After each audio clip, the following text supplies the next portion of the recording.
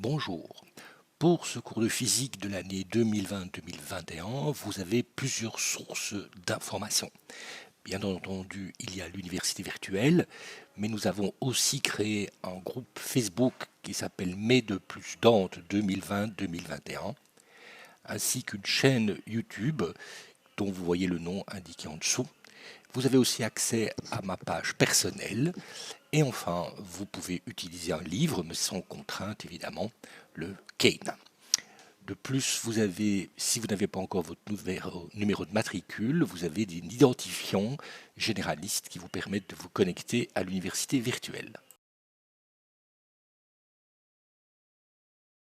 La table des matières de ce cours commence évidemment par vous rappeler toute la mécanique classique, c'est-à-dire les outils développés par celle-ci, ce qu'on appellera la cinématique, à savoir les vecteurs, les dérivés, l'intégrale et l'étude de trois mouvements classiques, le mouvement rectiligne uniforme, le mouvement uniformément accéléré et le mouvement circulaire uniforme.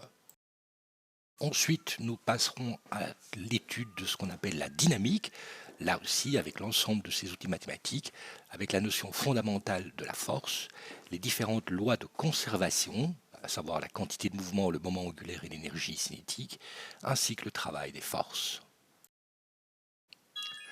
Ensuite, nous traiterons des différentes forces physiques. La physique ne compte que 4 forces, pour l'instant en tout cas, la gravitation, les forces électromagnétiques et puis 2 forces nucléaires.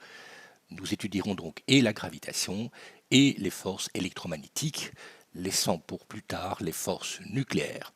En plus des forces physiques, il y a ce qu'on appelle des forces phénoménologiques qui sont très importantes pour comprendre le comportement de la nature, à savoir les frottements, les élongations, les déformations, toutes choses qu'on appellera phénoménologiques puisqu'on les trouve de façon expérimentale sans avoir à les justifier de façon microscopique. Ensuite, nous aborderons des chapitres spécifiques comme l'hydrostatique et l'hydrodynamique, avec les notions de pression, de poussée d'Archimède, de viscosité. Ensuite, la thermique, puis les phénomènes ondulatoires avec l'effet Doppler, puis l'optique géométrique et les rayons X, la radioactivité et peut-être d'autres chapitres en fonction du temps disponible. La démarche scientifique qui chapeaute évidemment tout ce cours de physique passe au minimum par 4 étapes fondamentales. La première étape est évidente, la curiosité de la nature humaine fait que nous observons la nature et son comportement. Le scientifique, après l'observation, va émettre des hypothèses qui vont lui permettre de relier des causes et des effets.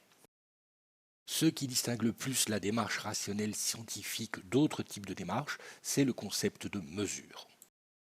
Nous allons systématiquement soumettre la nature à des questions via des appareils de mesure qui vont pouvoir objectiver les concepts que l'on veut développer et les liens qui existent entre les causes et les effets.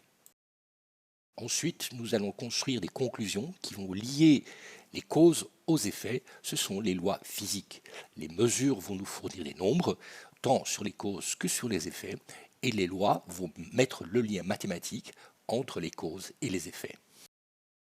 Une loi physique ne sera reconnue comme loi que si elle prédit effectivement le comportement de la nature.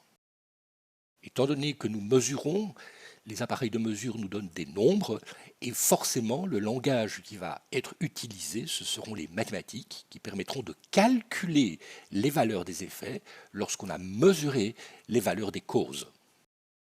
Ce cours de physique a donc pour but, bien entendu, de vous parler des lois scientifiques qui décrivent la nature, mais aussi pour vous amener à raisonner, à être logique et déductif en utilisant les mathématiques de telle façon à pouvoir prédire par calcul le comportement.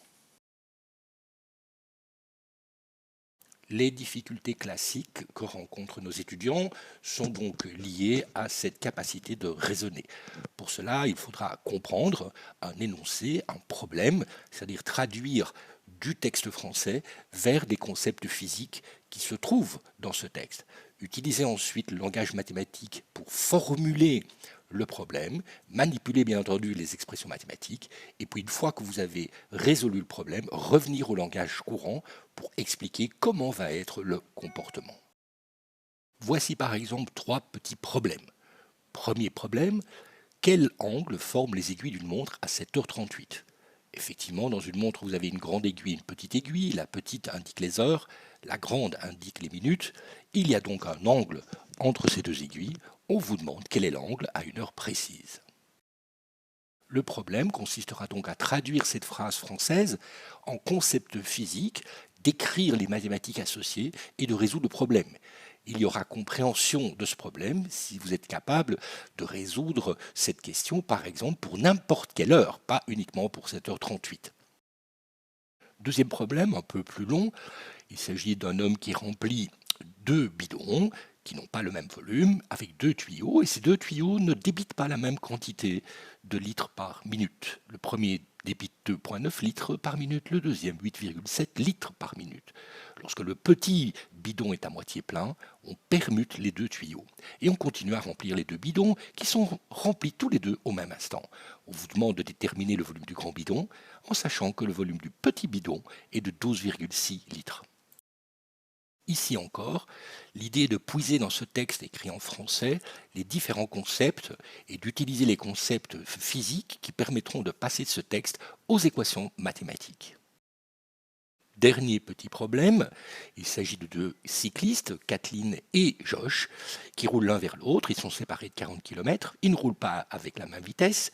Kathleen roule à 17 km par heure, tandis que Josh roule à 23 km à l'heure. Une mouche qui est posée sur le nez de Josh s'envole vers Kathleen à une vitesse de 40 km à l'heure. Mais quand la mouche arrive chez Kathleen, elle repart vers Josh à une autre vitesse, et ainsi de suite.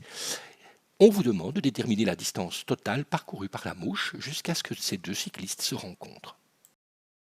Ces trois problèmes peuvent parfaitement être résolus avec vos connaissances mathématiques de l'enseignement secondaire. Mais il faut être capable de traduire ces problèmes en équations mathématiques ou en petits schémas de telle façon à pouvoir résoudre mathématiquement ce qu'on vous pose comme question. La physique est donc une science expérimentale rationaliste où chaque concept est défini par un protocole expérimental. Un concept qui ne peut pas être défini par un protocole expérimental peut parfaitement exister dans la structure intellectuelle des êtres humains, mais n'appartient pas au domaine scientifique rationnel.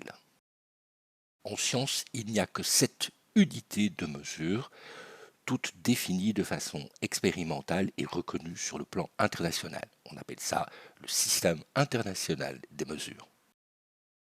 Chaque unité de mesure est accompagnée d'une convention d'écriture qui, elle aussi, est reconnue internationalement. Nous avons la seconde pour mesurer le temps, le mètre pour mesurer la longueur, le kilogramme pour mesurer la masse, l'ampère pour mesurer le courant électrique, le kelvin pour mesurer la température, la mole pour mesurer la quantité de matière et la candela pour mesurer l'intensité lumineuse. Vous pouvez retrouver toutes les définitions sur le site internet du Bureau international des poids et mesures en français. Nous allons passer en revue ces 7 unités de mesure. Bien entendu, il ne s'agit pas de retenir et de mémoriser les définitions de ces unités. Il s'agit simplement de savoir qu'elles existent et de les utiliser. La seconde est l'unité de temps dans le système international. Elle est définie par une valeur précise d'une transition électromagnétique dans l'atome de césium. Aujourd'hui, nous avons la possibilité d'utiliser des horloges atomiques basées sur cette définition et utilisant entre autres le césium. Et ces horloges atomiques sont fondamentales pour, par exemple, utiliser le GPS. Le mètre est l'unité de longueur dans le système international et il est basé essentiellement sur la vitesse de la lumière dans le vide. Le kilogramme est lui aussi défini à travers une constante fondamentale en physique quantique qui est la constante de Planck. Cette définition a été adoptée depuis 2019. L'ampère est l'unité du courant électrique dans le système international et il est redéfini en précisant de façon définitive la valeur de la charge électrique d'un électron à 1,602.176.634 10 exposant moins 19 coulombs. Le Kelvin, qui est l'unité de température thermodynamique dans le système international, utilise lui aussi une constante fondamentale de la thermodynamique qu'on appelle la constante de Boltzmann petit k et qui fixe sa valeur à 1,380.649 10 exposant moins 23. La mole, qui s'écrit MOL, mol, est l'unité de quantité de matière. On la définit comme étant 6,022.140.76 10 exposant 23 entités élémentaires.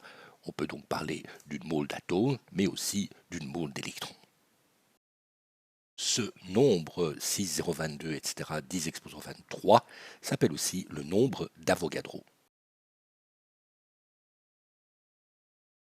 Enfin, la septième unité fondamentale de mesure est la candela, avec comme symbole petit c, petit d, et il mesure l'intensité lumineuse. Nous n'utiliserons jamais la candela dans ce cours.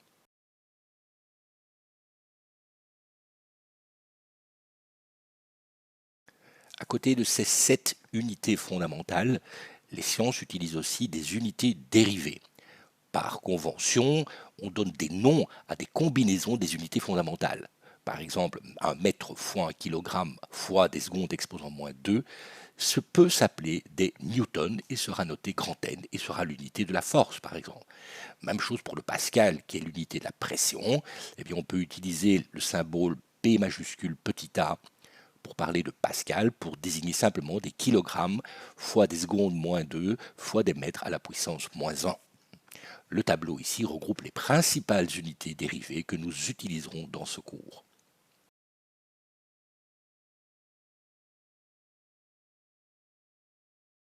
Les unités sont souvent accompagnées de préfixes qui sont des facteurs multiplicatifs.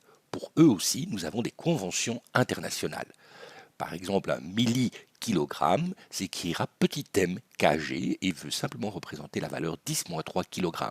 Un micromètre qui s'écrira mu petit m représente 10 exposant moins 6 mètres, et ainsi de suite. Le tableau ici regroupe l'ensemble des préfixes utilisés. Toutes les lois physiques expriment des liens entre différentes grandeurs, et ces grandeurs ayant des unités, il doit y avoir une cohérence dans la loi, c'est-à-dire que les unités doivent être respectées à chaque niveau. C'est pour ça qu'on dit aussi que les lois physiques doivent être homogènes dans ces unités, parce qu'on ne peut pas additionner, par exemple, des mètres avec des kilogrammes, des secondes avec des ampères, mais on peut multiplier ces quantités. Et donc les expressions physiques, les lois physiques seront donc toujours des multiplications ou des divisions d'unités différentes, et bien sûr des additions ou des soustractions d'unités identiques. On peut évidemment ajouter des secondes à des secondes, bien entendu. Cette propriété d'homogénéité des lois physiques permet d'introduire une technique simple qu'on appelle l'analyse dimensionnelle. Essayons par exemple de déterminer le temps de chute d'une pomme qui tombe d'une hauteur h.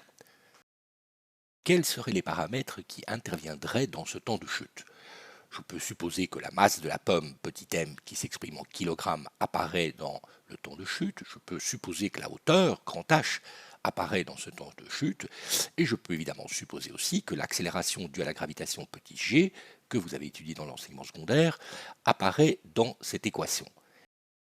La question est donc comment puis-je combiner ces différents paramètres, petit m, grand H et petit g, pour déterminer un temps de chute grand T qui lui s'exprime en secondes.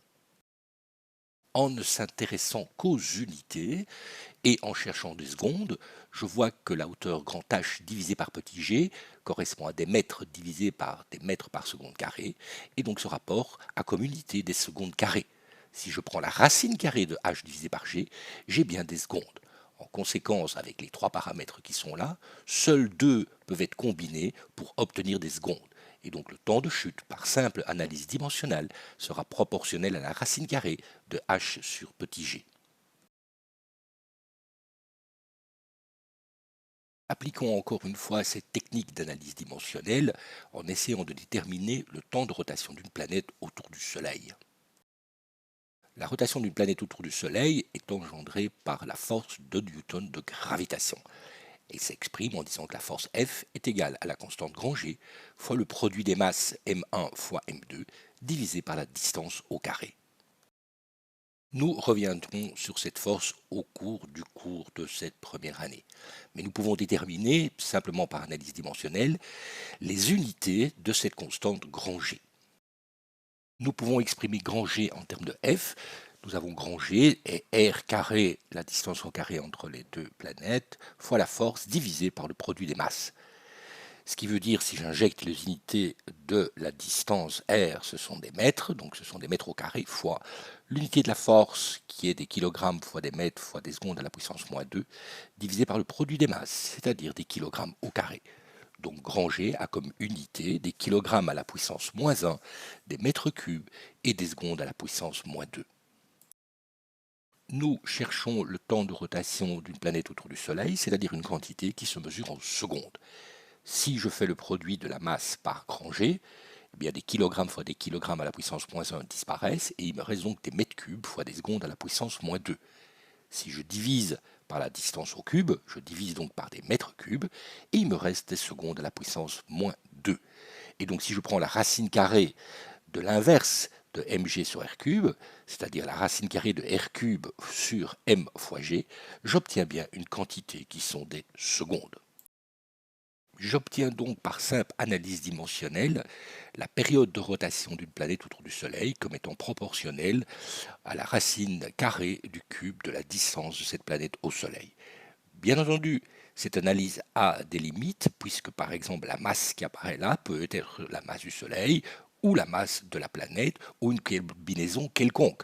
Puisque comme j'ai deux masses dans le problème, si je divise la masse du Soleil par la masse de la planète, je n'ai plus d'unité, et donc cette quantité-là pourrait parfaitement apparaître sans que je le voie dans mon équation.